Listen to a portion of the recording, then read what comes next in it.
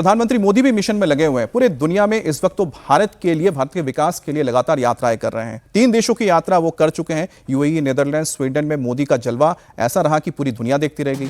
शानदार स्वागत हुआ, अहम समझौते पर मुहर हो गए।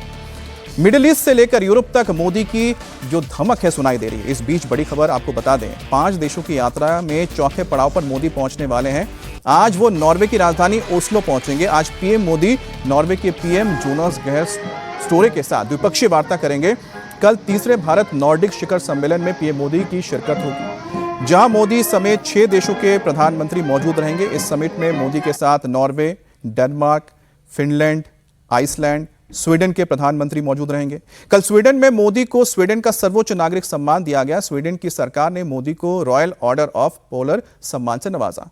और अब उनका अगला पड़ाव नॉर्वे का है, जहां ओस्लो में उनके शानदार स्वागत की तैयारी हो रही है। मोदी 15 मई से विदेश यात्राओं पर रहेंगे। 6 दिन में वो 5 देशों का दौरा कर रहे हैं। यूएई में कई अहम समझौतों पर मुहर लगेगी, जहां उन्होंने डिफेंस, एनर्जी, सिक्योरिटी, उसके अलावा टेररिज्म समेत कई अहम मुद्दों पर अपनी बात रखी है। फिर पीएम नीदरलैंड्स गए, वहां भी उन्होंने रक्षा और व्यापार से लेकर जुड़े कई अहम डील पर सिग्नेचर किए हैं, साइन किए हैं। फिर पीएम मोदी ने स्वीडन का यात्रा की है। 18 से 19 तक वो नॉर्वे में रहेंगे। नॉर्वे से सीधे इटली जाएंगे, जहां उनकी मुलाकात इटली के पीएम जॉर्जिया मेलोनी से होगी। वहां भी कई अहम डील्स होने पर यह संभावना जताई जा रही है कि इस बार करार भी हो जाएंगे। 20 मई को मोदी वापस भारत के लिए रवाना हो जाएंगे।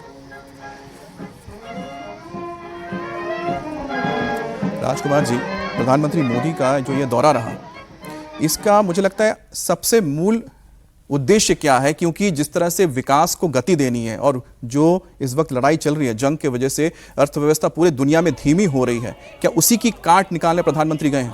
देखिए, ये ऐसा संकट काल है जिसकी गहराई का किसी को अंदाजा नहीं है और कितना दीर्घ काल तक प्रभावी होगा इसका किसी को अंदाजा नहीं है। अभी हम खबरें देख रहे हैं कि संघर्ष विराम जो हुआ था 8 अप्रैल को शायद हुआ, वो टूटने के कगार पे है। दोबारा जंग शुरू हो सकती है। तो पहली जंग का असर अभी तक पूरी दुनिया झेल रही है। दोबारा अगर जंग होगी तो उसका क्या असर होगा? उस सारे असर से बचने के लिए और मौजूदा चुनौतियों के मुकाबले के जरूरी है कि आप अपने आर्थिक विकास को, अपने उद्योग व्यापार, आयात निर्यात को गति देने के लिए कुछ नए रास्ते अपनाएं। जैसे हमने ऊर्जा आयात के नए स्रोत तैयार किए, इसी तरह से अब जहाँ जहाँ प्रधानमंत्री गए हैं, यूएई से तो कई गैस सप्लाई की भी बात हुई है, ऊर्जा के मामले में भी हमको बड़ी राहत मिलने वाली है। स्वीडन है, नीदरलैंड है, नॉर्वे है, इन सबसे व्यापार समझौते होंगे, कई क्षेत्रों में सहयोग के समझौते होंगे। तो कहीं ना कहीं जो आर्थिक रफ्तार थमने की आशंका जताई जा रही है, और हमारी नहीं पूरी दुनिया की, तो उसमें भारत कैसे सफलतापूर्वक निकल सकता है उस संकट से, या कम से कम प्रभावित हुए, ज़्यादा से ज़्यादा प्रभावित ना हो, कम से कम प्रभावित होकर निकल सकता है, उसके रास्ते तलाशने की कोशिश की जा रही है। तो प्रधानमंत्री की विदेश यात्राओं का जो समय है वो बहुत महत्वपूर्ण है। बिल्कुल, और एजेंडा भी उसी से तय हुआ है। जाहिर सी बात है कि प्रधानमंत्री की कोशिश यही है कि किस तरह से जो हमारा अर्थव्यवस्था है उसमें गति बनी रहे, यानी कि हम एक्सपोर्ट भी ज्यादा करें ताकि विदेशी मुद्रा हमारे पास आए, क्योंकि अब सबसे ज्यादा विदेशी मुद्रा की जरूरत पड़ेगी तेल की खरीद के लिए। इस बीच आपको बता दें कि पिछले लगातार प्रधानमंत्री मोदी जो दौरा कर रहे हैं, इस दौरान प्रधानमंत्री मोदी का जोरदार स्वागत भी हुआ।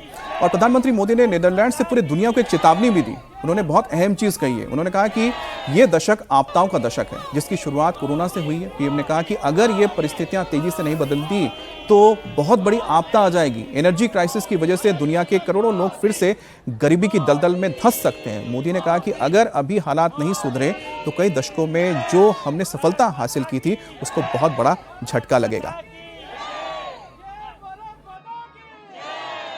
आज की दुनिया किस तरह नई नई चुनौतियों से जूझ रही है। पहले कोरोना आया, फिर युद्ध होने शुरू हो गए, और अब आज की एनर्जी क्राइसिस है। ये दशक दुनिया के लिए आपदाओं का दशक बन रहा है। हम सभी देख रहे हैं, अगर ये स्थितियां तेजी से नहीं बदली गई तो बीते अनेक दशकों की उपलब्धियों पर पानी फिर जाएगा। दुनिया की बहुत बड़ी आबादी फिर से गरीबी के दलदल में चली जाएगी।